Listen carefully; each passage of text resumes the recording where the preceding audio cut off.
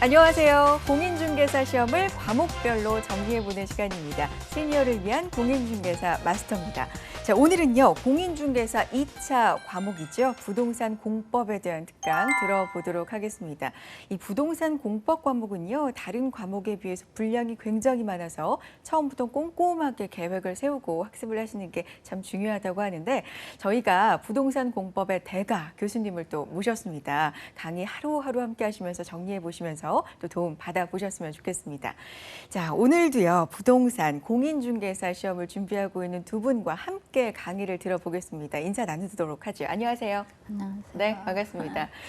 자, 두 분 공인중개사 시험을 준비하신다고 들었습니다. 저희가 그래서 같이 함께 좋은 강의 들으려고 모셨는데 왜 준비를 하게 되셨는지 좀 궁금하거든요. 좀 얘기 나눠볼까요? 어떤 이유가 있었어요?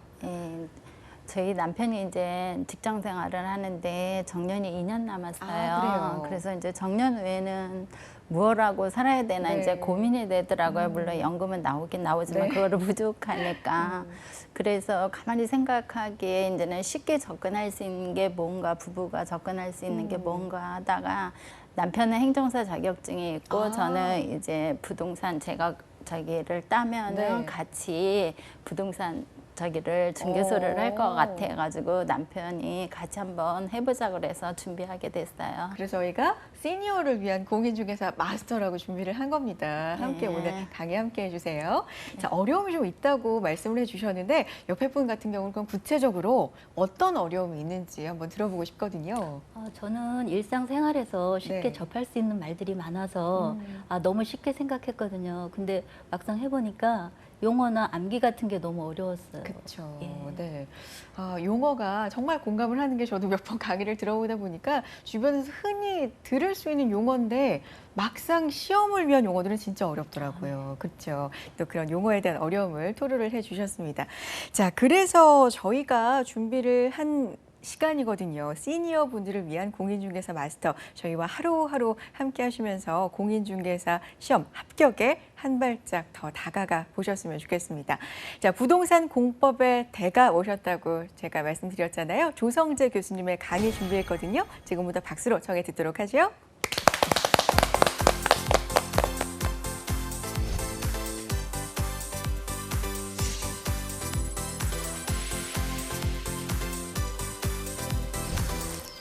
안녕하십니까. 부동산 공법 공부를 여러분들과 같이 함께 하게 된 조성재 교수입니다. 우리 공법은 부동산을 규제하는 법으로서 수많은 법이 있는데요. 그중에 공인중개사하고 꼭 관련이 있는 6개 법, 그중에서도 가장 중요한 국토계획법부터 출발을 하도록 하겠습니다. 그 국토계획법은 크게 두 가지 제도로 되어 있는데요. 화면에 보시다시피 도시군 계획하고 개발 행위하고 크게 두 가지 내용으로 압축 요약할 수 있겠고요. 그 중에 도시군 계획이 매우 중요한 내용입니다. 요 개발 행위보다도요. 이 도시군 계획은 다시 도시군 기본 계획과 도시군 관리 계획. 그래서 그 도시군 계획이라는 건 말 그대로 도시 군별로 그 토지 이용 계획을 하는 거예요. 그럼 도시라 그러면 우리나라에서 가장 중요한 서울 특별시가 있을 거고, 그다음에 특자가 들어간 행정구역이 3가지가 있어요. 특별시와 특별자치시, 세종시를 말하죠. 또 특별자치도, 제주도를 말하죠. 그리고 6개 이제 광역시가 있고요. 또 수많은 시들이 있죠. 그리고 이제 많은 군들, 이걸 다 합하면 전 국토가 되는 거고, 그 국토를 이게 도시하고 군으로 나누어서 각각의 그 도시별로 군별로 계획을 통해서 우리 토지 이용을 규제하는 겁니다. 우리 사유재산 토지를 하더라도 이러한 계획에 규제 받아서 이용을 해야 되는 거예요. 그 중에 기본계획하고 도시군 관리계획, 그 앞에 내용까지 1강에서 강의를 하겠고요.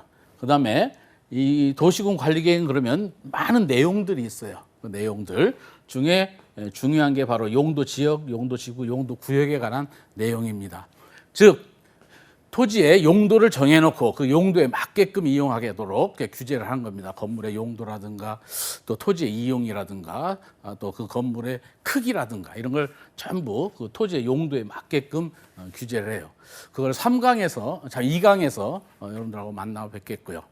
그 다음에 입지 규제 최소 구역, 또 지구 단위 계획 구역, 요거는 법을 통해서 토지 이용을 규제하는 게 아니고 거기에 적합한 계획을 수립해서 토지를 규제를 합니다. 그래서 약간 용도 지역지구 구역과는 조금 차이가 있는 그런 같은 도시군 관리 계획 내용이라 하더라도요. 그거하고 우리나라에서 공적 개발 사업에 세 가지 큰 사업이 있는데요. 그 사업 중에 우리나라에서 기반 시설, 즉 도로 상하수도 이런 걸 설치하는 사업들이 있어요. 그 사업하고 그 세 가지를 묶어서 또 한 강에서 강의하도록 하겠고요. 자, 그다음에 그 우리나라 공적 즉 도시군 계획 사업 중에 요 개발 사업과 정비 사업은 별도의 법이 있습니다. 즉 개발 사업은 개발법에, 정비 사업은 정비법에 따라서 그거는 이제 2편, 3편으로 가겠고요.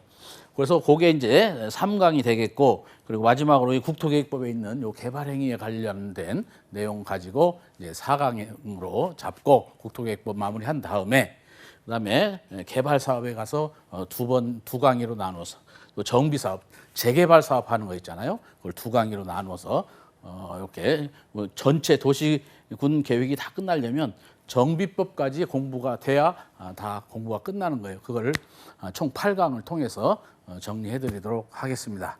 그러면 이제 우리 국토계획법의 전체적인 체계는 보셨고요. 그 구체적인 내용을 이제 하나하나 공부를 하는 것이죠.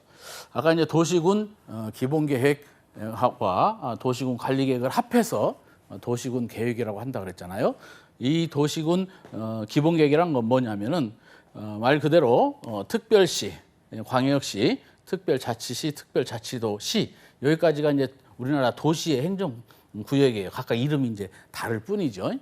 그 도시군 계획에 그리고 이제 군이 있잖아요. 거기에 장기 발전 방향을 제시하는 큰 틀을 제시하는 계획을 한 다음에 구체적으로 하는 계획이 도시군 관리계획입니다. 따라서 도시군 기본 계획은 이 도시군 관리계획을 수립할 때 지침이 되는 이제 그런 계획이에요. 자, 이 도시군 관리계획이 매우 중요한데요. 도시군 관리계획은 아까 첫째 그 국토계획법 체계도에서 봤듯이 크게 6가지 내용이 있는데 이걸 크게 이 용도 지역, 용도 지구, 용도 구역 그리고 요 세 가지가 한 묶음이 되겠고요. 그다음에 입지 규제 최소 구역과 지구 단위 계획 구역. 이건 이 두 가지의 공통점은 각각의 그 구역을 지정하는 것도 도시군 관리계획 절차로 하고요. 그리고 거기에 행위 제한, 즉 규제하는 내용도 도시군 관리계획의 일종인 입지 규제 최소 구역 계획, 즉 그 구역에 가장 적합한 계획을 수립해서 규제를 합니다. 마찬가지로 지구 단위 계획 구역도 지구 단위 계획을 통해서 각각의 예를 들어 서울시에 지구 단위 계획 구역이 300군데가 있으면 지구 단위 계획도 300개가 있는 거예요. 각각의 구역마다 계획을 세우는 거니까. 그리고 이제 요 나머지 5번, 6번은 뭐에 해당하는 거냐? 이제 이게 공적 사업. 우리나라에서 이제 개인적으로 개발을 할 수도 있지만 사적으로 공적 개발 사업들이 많은 거예요. 그 공적 개발 사업을 크게 압축하라 그러면 3가지가 되는 거죠. 그 중에 우리나라 인프라를 기본적으로 해놔야 돼요. 강남이 왜 집값이 비싸요? 인프라가 잘 돼 있으니까 그렇잖아요. 그래서 그 기반 시설을 어떻게 할 건지 그게 다 도시군 관리계획 사항입니다. 서울시는 서울시 계획을 하는 거고요. 부산시에서는 부산시 계획을 하는 거고 제주도는 제주도 계획으로 하는 겁니다. 각각의 그 시군별로, 도시별로, 군별로 마찬가지로 어디 신도시를 개발하겠다. 서울시 안에 어디 신도시를 개발해야 되겠다. 뭐 수원시 안에 신도시를 개발해야 되겠다. 그런 개발 사업, 또 노후 불량한 개발된 지 오래돼 가지고 재개발, 재건축, 뭐 최근에 강남 재건축 바람이 상당히 뭐 센데 그 정비 사업 중에 하나인 거예요. 그것도 정비 사업이 여러 가지인데 그런 사업들이 전부 이 도시군 관리계획. 이 도시군 관리계획이 어마어마한 내용이에요. 흔히 여러분들이 사회에서 도시계획 하는 게 바로 이런 내용들입니다. 그 하나하나 내용들이 우리나라 토지 이용을 직접적으로 규제하는 거예요. 도시군 관리계획 계획 중에 가장 먼저 이루어질 게 우리나라 토지의 용도를 정해 놓는 것이죠. 우리나라 토지의 용도. 그래서 이 토지의 용도는 이따가 2강에 가서 용도 지역, 용도 지구, 용도 구역 거기 가서 또 자세하게 공부를 하게 되니까 여기는 그렇게 대한민국 토지의 용도가 앞으로 어떻게 구분될 건가는 2강에서 자세하게 하도록 하겠고요. 자, 그러면 이 도시군 계획이 우리나라 계획의 이제 핵심인데요. 도시군 계획이. 그런데 우리나라 이제 오늘날 교통이나 통신 수단이 발달되다 보니까 옛날에 특별시, 광역시, 시군의 이런 행정구역을 했을 때보다 더 넓은 단위로 생활권이 이루어지죠. 그래서 두 개 이상의 특별시, 광역시, 시군을 묶어서 광역 계획권을 지정합니다. 그 광역 계획권을 지정한 다음에 광역 도시계획을 수립하는데요. 그 광역 즉 도시군 기본계획만 가지고는 충분한 규제가 어려운 그런 지역은 두 개 이상의 특별시, 광역시, 시군을 묶어서 광역계획권을 지정하게 돼 있고요. 그 광역계획권 어떻게 지정되는가만 알면은 그 계획도 어떻게 수립하는가가 자동으로 여러분들이 알게 돼요. 즉, 그 특별시, 광역시, 시군의 둘 이상이 같은 도 안에서 예를 들면 수원시, 안산시, 용인시를 이렇게 하나의 광역계획권으로 지정을 한다. 이러면 그게 다 경기도 안에 있잖아요. 그런 경우는 경기도 도지사가 이제 지정을 하게 되고, 그리고 그런데 이제 서울시하고 성남시 이렇게 지정한다. 이러면 이거는 서울시하고 경기도에 걸치는 문제거든요. 서울시하고 경기도와 동등한 같은 레벨의 행정구역이기 때문에 그런 경우는 국토부 장관이 광역계획권을 지정하도록 돼 있습니다. 그러면 그 광역계획권 당연히 둘 이상 시군에 걸쳐서 같은 도 관할구역이면 당연히 도지사가 지정하고, 그리고 시도에 걸치면 국토교통부 장관이 지정을 해주면 그 광역도시계획은 그 지역의 문제잖아요. 시군에 걸칠 때는 그 시장 군수가 공동으로 수립하도록 돼 있는 거고, 그 시장 군수가 수립을 했으면 도지사한테 이제 승인을 얻어서 이렇게 확정을 하는 그게 이제 광역도시계획이에요. 또 둘 이상 광역계획권이 시도에 걸치기 때문에 국토교통부가 이제 지정한 경우는 역시 그 시도지사가 2명 이상이 될 거잖아요. 걸치니까 그 경우는 그 공동으로 수립을 해서 국토부 장관한테 승인을 얻는 이런 절차를 밟아서 광역 도시계획이 이제 결정이 됩니다. 그 광역 도시계획이 결정이 되게 되면은 그 광역 도시계획 절차가 이제 이렇게 되는 거예요. 즉 수립과 크게 승인 절차가 있는 거고, 수립할 때 이제 3가지 절차가 있는 거고, 기초조사, 공청회, 또 의회 의견을 듣는, 또 해당 시장 군수의 의견을 듣는, 승인을 할 때는 항상 협의 심의 거쳐서 요거는 이제 뭐냐면요. 아까 이제 시도지사들은 국토교통부한테 승인을 받고, 시장 군수는 관할 그 도지사한테 승인을 받아서 그럼 다시 해당 시도에 다시 송부를 해줘야 되겠죠. 승인을 했으면 그런 식으로 절차가 이루어져서 수립이 되는 겁니다. 그래서 이제 고 광역 도시계획 틀 안에서 각각의 또 이제 시군마다 또 계획을 하는 게 도시군 계획인 것이고요. 이러한 계획은 이 검토, 항상 계획이라는 건 미래 일정 시점에 일정 목표를 달성하기 위해서 하는 거잖아요. 모든 계획이라는 게. 그래서 현재 갖고 있는 지식 기반으로 하는 거죠. 그러면 세월이 흐르다 보면 이게 현실성을 잃을 수 있는 거죠. 그 계획이. 그래서 매년 검토를 해주는 이게 원리인데 법에 의무적으로 검토를 하라는 규정이 없어요. 광역도시계획은. 나중에 볼 도시군 기본계획이나 도시군 관리계획은 한번 수립해서 확정했더라도 주기적으로 즉 5년마다 이제 검토하도록 돼 있는데 그 검토 주기가 없다라는 거. 그리고 또 광역도시계획은 국민들의 재산권에 직접 영향을 미치지는 않아요. 그 광역계획권의 장기적인 발전 방향, 그 둘 이상 시도, 둘 이상 시군에 걸친 광역계획권을 앞으로 어떻게 지속적으로 발전시킬까 하는가 하는 방향 제시 계획이기 때문에 우리 국민들한테 직접 재산권에 영향을 미치는 계획은 도시군 관리 계획이에요. 근데 도시군 관리 계획을 바로 해버리면 이게 주먹구구식의 계획이 될 가능성이 있는 거고, 그래서 그런 앞에 방향을 제시하는 계획을 먼저 하고 이런 도시군 관리 계획을 즉 도시군 관리 계획이 졸속 계획이 되지 않도록 하기 위해서 하는 계획입니다. 자, 우리 아까 광역 도시 계획을 할 때 타인 토지 출입, 즉 기초 조사를 하는 경우가 있단 말이에요. 이 타인 토지 출입 등 요거는 뭐냐면요. 말 그대로 앞으로 이제 우리 공법은 공적 주체가 공적 활동을 할 때 그 법적 기준을 공법에 따라서 해야 된다라는 그걸 배우시는 거예요. 그러면 그 광역 도시계획 할 때도 기초서 할 때도 이런 필요성이 있잖아요.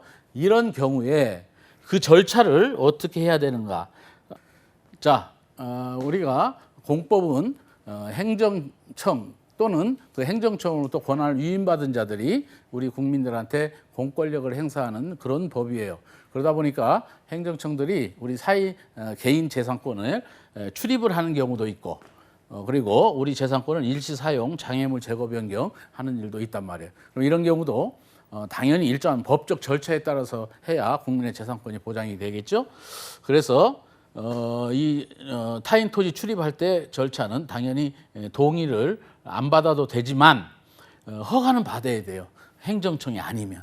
근데 행정청들은 같은 행정청끼리니까 허가받지 않고, 단 허가를 받았든 허가를 받지 않는 행정청이든 7일 전에 통지는 해주고 이제 출입을 해야 되는 거고요.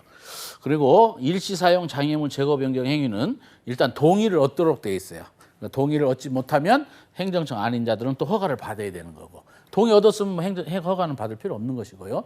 행정청 아닌 자들은 행정청 인자들은 동의를 안 받았더라도 허가는 필요 없는 거고, 같은 행정청끼리니까. 대신 요 두 가지 행위는 하려면 3일 전에 통지를 해주고 해야 된다. 방금 전에 광역 도시계획 공부했죠. 도시군 기본계획이 뭔지. 도시군 기본계획은 말 그대로 도시별로, 군별로 계획을 하는 거예요. 이 도시별로, 군별로, 즉 우리나라 도시는 이제 특별시, 광역시 요게 쭉 있는 거죠. 군도 있는 거고, 그 관할 구역에 장기적인 발전 방향을 제시하는 계획을 해야 되는데, 그런 계획을 하지 않아도 되는 시군이 있어요. 그런 시군은 어떤 시군이냐면 별 볼 일 없는 시군 이렇게 기억하시면 좋겠습니다. 즉 수도권에도 속하지 않고, 또 광역시와 경계도 같이 하지 않고, 인구도 10만 이하면은 그런 데는 뭐 장기적인 발전 방향까지는 필요 없고 바로 도시군 관리 계획을 해도 큰 문제가 없다는 것이죠.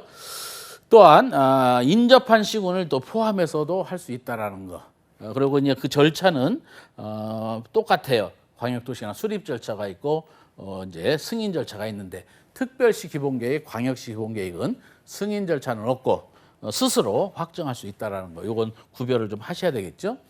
뭐 절차는 기초조사 공청회 의회 의견 듣는 것, 또 승인하고 확정할 때는 협의 심의 거쳐야 되는 것. 이거 역시 광역도시계획과 똑같이 방향제시 계획이기 때문에 구속적 계획, 즉 국민의 재산권에 직접 영향을 미치는 계획은 아니라서 행정 쟁송의 대상이 되지는 않아요. 즉 도시군 기본계획을 취소해달라, 도시군 기본계획이 무효다, 이런 행정 쟁송의 제기 대상이 되지 않습니다. 다만 이 도시군 기본계획은 광역도시과는 달리 법에 5년마다 그 타당성을 검토하라고 하는 규정이 있는 거예요. 자, 이 도시군 관리계획이 이제 대단히 중요한 건데요. 이 도시군 관리계획은 아무리 강조해도 지나치지 않습니다. 그 구체적인 내용이 대부분의 국토계획법의 내용이고요. 도시개발법, 정비법까지가 도시군 관리계획 내용이라는 건 반드시 알아두셔야 되고, 이거 역시 크게 이반 절차와 결정 절차가 있는데요. 각각 이반권자, 결정권자, 여러분들 읽어보시면 다 아시는 내용이고요. 또한 그 절차, 결정권자는 꼭 좀 기억을 해주세요. 시도지사, 대도시장이 원칙이고, 그리고 예외적으로 국토부 장관이 하는 경우가 있는데, 그 국토부 장관이 하는 경우는 당연히 국가계획과 관련돼서 그러겠죠. 그런데 요 입지규제 최소구역과 개발제한구역 지정에 관해서는 또 국가계획과 연계된 시가화 조정구역 이런 거는 또 나중에 또 반복이 되니까 국토부 장관이다. 나머지는 시도지사, 대도시장이고, 지구 단위 계획과 관련된 건 또 시장, 군수도 그 결정 권한이 있다라는 거.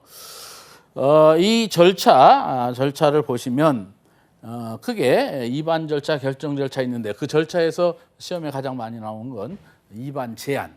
즉 행정 계획이기 때문에 행정청들이 이반권 있고 결정권도 있는데, 그럼 우리 국민들은, 주민들은 결정권은 이반권도 없고 결정권이 없죠.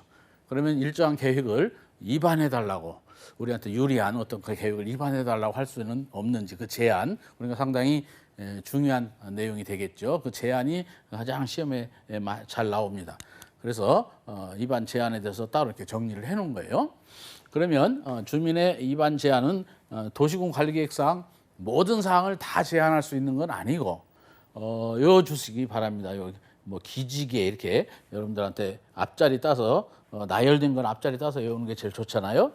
자, 도시군 관리계획 내용 아까 많이 말씀드렸는데 그 중에 기반 시설의 설치, 정비 또는 개량에 관한 거, 또 지구 단위 계획구역, 또 지구 단위 계획에 관한 사항. 또 나중에 이제 이 용도 지구의 한 종류예요. 개발진흥지구라는 게. 또 개발진흥지구에 또 여러 가지 종류가 있는데 그 중에 산업유통 개발진흥지구라는 게 있어요. 2강에 가서 용도 지구 중에 개발진흥지구가 뭐고 그 중에 산업개발진흥지구가 뭔지에 대해서는 또 다시 공부가 되니까 어쨌든 요 세 가지 사항에 대해서만 제한할 수 있지 나머지 도시군 관리계획에 관한 사항은 제한할 수가 없는 거예요. 예를 들어 용도 지역을 바꿔달라. 예를 들어 현재 내가 갖고 있는 토지가 주거지역에 속해져 있는데 상업지역으로 바꿔달라. 그럼 주거지역 토지보다는 상업지역 토지가 더 비쌀 거잖아요. 이런 제한은 안 된다는 거예요. 근데 뭐 도로 닦아주세요. 뭐 도서관 지어주세요. 수도 놔주세요. 이런 건 가능하다는 거죠. 도시군 관리계획 사항 중에서도. 그리고 용도 지구 중에서도 용도 지구가 종류가 10가지나 돼요. 그 세부적으로 하면 20몇 가지가 되고요. 그 중에 유일하게 산업 유토, 즉 우리 공장 단지로 좀 개발하게 해달라. 이런 거는 또 가능하다는 것이죠. 역시 지구 단위 계획구역도 마찬가지고. 그런데 이 이외에 나머지 사항에 대해서는 제한할 수 없으니까 시험에 엄청 자주 출제되죠. 어쨌든 요 동의 요건까지 다 못 외우시더라도 적어도 요 세 가지는 꼭 좀 외워 주셔야 됩니다. 그동안 이 시험 문제 출제 경향을 보면 뭐는 제한할 수 있고 뭐는 제한 못 하느냐 이런 내용 정도 출제하지 뭐 어느 정도 동의를 얻어야 되느냐 이런 것까지는 정답으로까지는 요구하지 않으니까 이거는 반드시 외우시고 요건 시간 있으시면 또 여러분들 둘이 머리가 허락이 되면 외워주시기 바랍니다. 어쨌든 그 그 토지 면적 일정한 면적의 그 이상의 동의를 얻어야만이 이제 가능하다는 건 또 알아두셔야 되는 거고요. 기타 이제 그 제한할 때 또 면적 요건이 있는데 이런 내용까지 다 상세하게 여러분들이 공부했으면 좋겠지만 적어도 이 내용까지 다 숙지를 못하더라도 요 기지개 정도는 반드시 외워주시기 바라고요. 나머지 내용도 뭐 상당히 내용이 많지만 그 정도로 하겠습니다. 자. 요거는 공법이라는 건 행정법인데요. 행정법이라는 건 당연히 행정청이 대부분의 행위를 하는 거예요. 그런데 우리 주민들은 당연히 수동적일 수밖에 없죠. 능동적으로 할 수 있는 게 아니죠. 근데 이게 제한이라는 건 우리가 능동적으로 할 수 있는 거잖아요. 그래서 그거를 우리 공법에 국토계획법, 개발법, 정비법에 제한 제도를 같이 정리해 놓은 내용입니다. 아직 국토계획법의 이 제한 제도에 대해서도 제대로 숙지가 안 돼 있는데 개발법, 정비법 그거 다 공부하고 오셔서 이 표를 보시면 세 가지가 다 중요한 내용이니까 다시 반복해서 공부해 주시기 바라고요. 우리 이제 대부분 이제 아까도 얘기했지만은 행정청이 주도적으로 하고 우리 주민 즉 국민들은 거기에 수동적으로 임할 수밖에 없는 거예요. 그럼 그 계획에 우리가 참여할 수 있는 아까 이제 제안을 통해서 참여할 수 있는 건 또 제한적이잖아요. 모든 걸 다 제한할 수 있는 건 아니니까요. 그래서 우리 주민의 의견을 듣도록 하는 절차가 많아요. 어떤 계획을 할 때는 꼭 그 공람을 통해서 주민들의 의견을 반영하도록.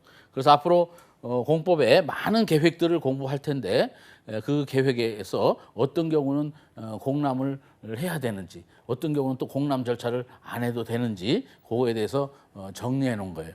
그래서 대부분 계획에는 공람 절차가 있다라는 거. 이 정도는 꼭 기억을 하셔야 됩니다.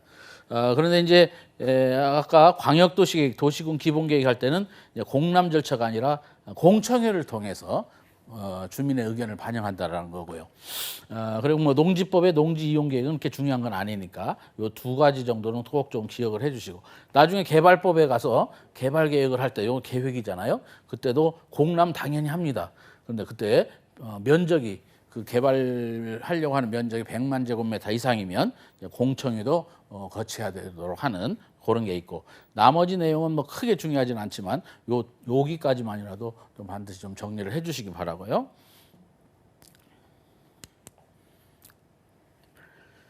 자, 요 정리해 놓은 건 뭐냐면요. 우리가 이제 어떤 토지에 도시군 관리 계획을 하게 되면 그 전보다 이 도시군 관리 결정되기 전보다 훨씬 규제가 세질 수 있어요. 그 후에, 그 토지에다가 도시군 관리 결정했을 때. 그러면 그 전에 이미 규제가 좀 약할 때 있잖아요.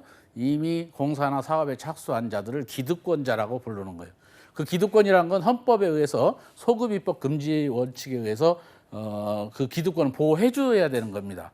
사후에 더 센 규제로 가지고 그걸 규제할 수는 없는 것이에요. 그래서 대부분 관계없이 계속 할 수 있는 거예요. 무슨 도시군 관리계획이 결정됐든가 관계없이 계속 하던 사업을 계속 할 수 있는 건데 요 시가와조정구역, 수산자원보호구역, 도시개발구역, 정비구역 요것도 마찬가지예요. 요게 지정됐을 때도 계속 할 수 있는 건 똑같지만은 신고는 하고 계속해야 되는. 그래서 이미 착수한 자는 사업 공사를 계속 할 수 있지만 시가와조정구역, 수산자원보호구역, 도시개발구역, 정비구역이 지정됐을 때 기득권자들은 그 사업 내용을 신고를 하고 계속해야 된다는 거. 자, 이 도시군 관리계획도 5년마다 그 타당성을 검토하도록 되어 있습니다. 뭐 도시의 지속 가능성 평가, 뭐 그게 중요한 내용은 아니고요. 내용은 이제 다음 강의에서 용도 지역은 이제 하도록 되어 있는 거죠. 그래서 1강은 이 정도로 마치겠습니다. 다음 시간에 다시 뵙도록 하겠습니다.